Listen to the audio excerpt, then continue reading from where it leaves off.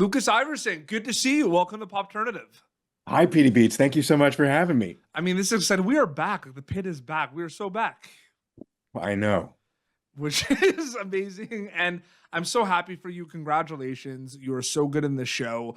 I want to know about the audition process because I feel like it's so like overwhelming the idea of kind of joining a show in season two after the big kind of success and buzz. Like, did you know you were auditioning for the pit? Because sometimes they don't tell you a lot of things. No, I knew. Okay. I was keenly aware. It was so I had an audition for the show a couple times before this. This was a tape, and because I'd gotten no's on those other times, in my head I was like, definitely not happening. It's the pit. There's no way. Blah blah blah blah blah. I have no TV experience really, so like they would not take me on. I get the tape. I wake up early to do it before I have to work my two jobs, do the tape, go to work. I get off on the train. I call my manager and I was like, "Hey, I think I fucked up. I think I messed up one of those scenes. Can we ask for an extension? It was due in like a few hours." We got the extension. I worked my second job at a restaurant, come home late at night, knock on my friend's door, New York Miracle. She lives the floor below me, and we like tape it from midnight to 1 a.m. I send it off by 1:30. I go to sleep. I'm up at 6 a.m. the next day for more work, you know? So it was just like one of those New York hustle things, but my gut was right. I just recognized something, and then there was like a callback, and then showing up was insane. Oh, and that's a perfect segue to my next question. It's almost like you know what I'm going to ask. You're a pro. No, it's interesting too because I feel like you're in a unique situation with joining season two of the pit because there's familiar territory and unfamiliar territory at the same time because we've Mm, never seen your character before, but we've mhm. seen the pit, right? And we've seen those Yeah. characters. So what was that like for you joining, given what I just said? Like, was it overwhelming? Was it interesting? Was it like a bit exciting to see the possibilities and the world kind of expanding? I mean, it was terrifying. I think I felt mostly just terrified. Do you know what I mean? I loved the show so much as an audience member. I knew so little about my character.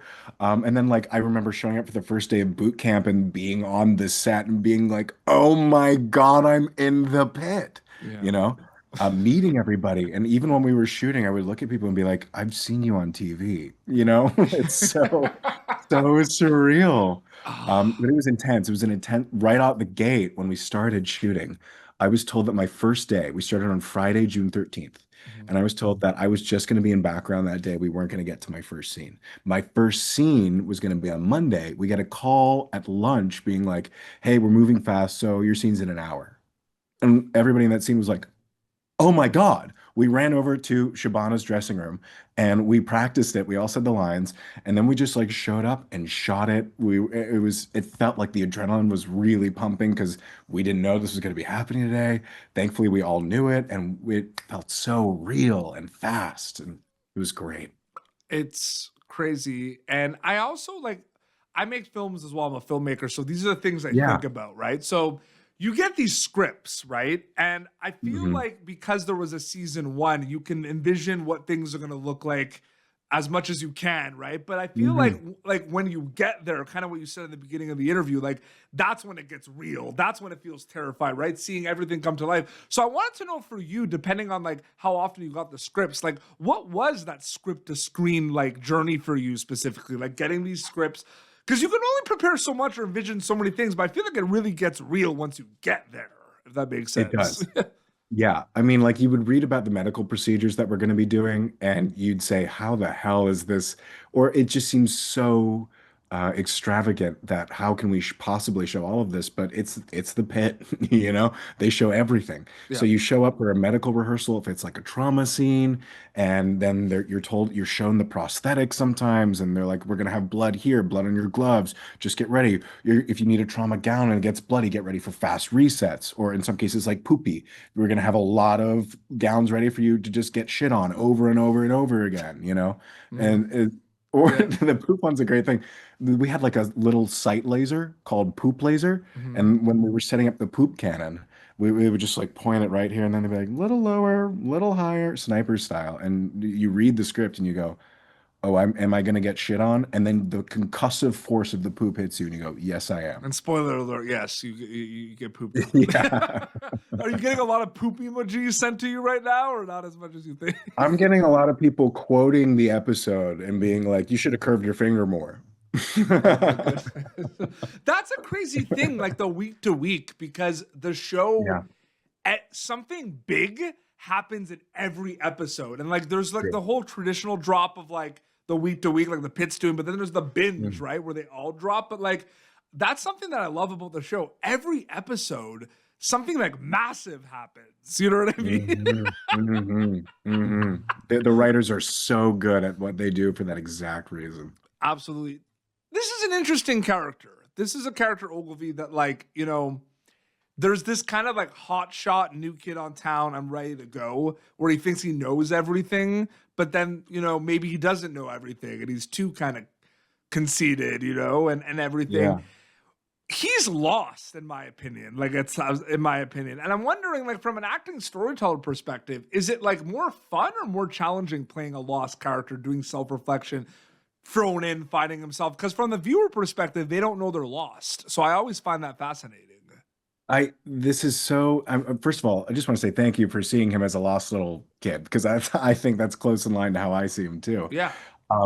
Yeah, I think I I really it's scarier but better. Yeah. Do you know what I mean? Mhm. Like I'm always so interested whenever I see a play or I watch a show in seeing an actor come out there and sort of live in a question of I don't know if this is right or I don't know if this is going to work, but I think I have to remain present and try. And with Ogilvy, there's a lot at play. There's what I know his inner life to be versus what he says and Yeah. the way he is to people, you know what I mean? I hated him for a really long time. I would get this talk about script to screen. I would get the scripts and be like, this guy fucking sucks, Yeah. you know, over and over again. And then like mining out the humanity and giving him a platform with which he can then crash into it and starting far away was really intimidating and ultimately really fulfilling. It's interesting too because there's a lot of characters that it's like kind of like I feel like this tug of war of like whether you like them or don't like them. You know what I mean? Like I think like Mhm. Santos is a perfect example, and Issa does a great job with this, where it's like I don't know sometimes like if I'm a fan of Santos or I'm not. Like I don't know. You know what I mean? Like Completely. I think Issa is such a master for that exact reason. She just plays the truth, you yeah. know, of what Santos is experiencing in any given moment, and it reads in the way that it reads, and it's sort of like, here's something I have to share with you. Take it as you will. And I think that is a noble calling of an actor. Absolutely. Does it sometimes feel I find it interesting, and even in you know the episodes that recently dropped, because the episodes are coming out week to week of season 2 of Mhm. the Pit on HBO Max, which is really exciting. And does it sometimes feel like you're in the hospital, so it's like, yeah, it's a hospital show, but like, does it sometimes feel like two shows where you have like the kind of like, okay, drop everything, patient comes in, emerge, right? But then we also have like the side conversations where we're learning about the characters and their Ah. backstory, or does it feel like one show? Like, it's interesting to think about, right? Like, how do you balance both those scenes?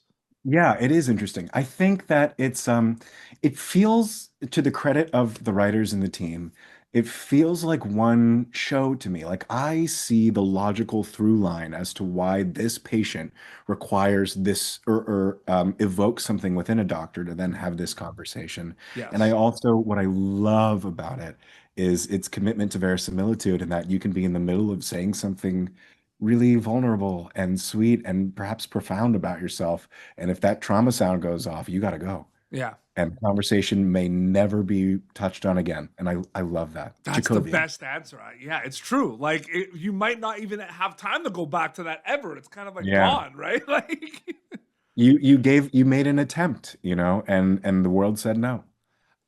so crazy. Can you talk about maybe specifically with your stuff and your experience, like the pace of filming a show like this? Because obviously, from the viewer perspective, it's quick. I imagine it's also quick shooting wise. You know what I mean? Yeah, But like, were there it some is. days where there was like some room to kind of breathe and a little longer days, or was it consistent? Would you say pace wise? I think there's as much room as you give yourself on any Yeah. given day.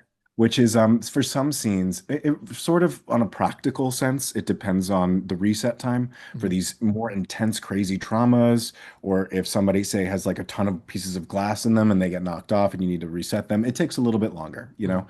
Mhm. Otherwise, it's just sort of there's this intoxicating feeling when you're shooting the show where your phone is not there, there's no scripts there. It's just like, go do it, zone in, give yourself to this thing, and then it's like cut, reset, and you're just sort of waiting. And if it's a more intense scene, you're trying to hold a little bit of what that thing is inside of you, and then it's go again. But they're relentless in it in this beautiful, generous, clearly very talented way of running the show, where it just flows all together in these days.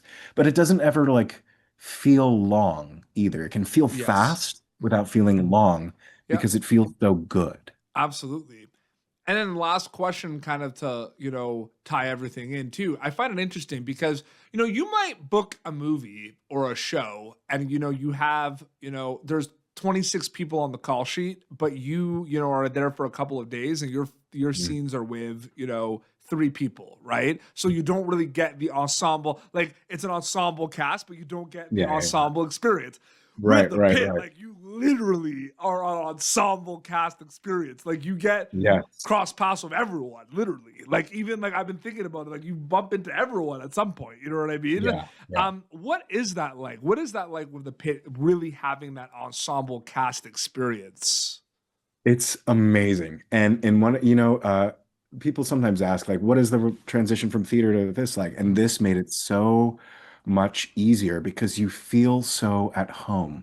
When we're not actively shooting, we're all sitting in the family room, Mhm. which is if you remember, the room where everybody gets all the terrible news Yes. told to them. That Yeah. we all hang out in there. It's nice and secluded, and we're just like quietly talking, sharing things about our lives. I show up early every day. Whoever's in there to shoot with me in that first scene, if I'm in the first scene, most of us are like journaling or listening to music. I've had great conversations with Noah and Gerran, everybody.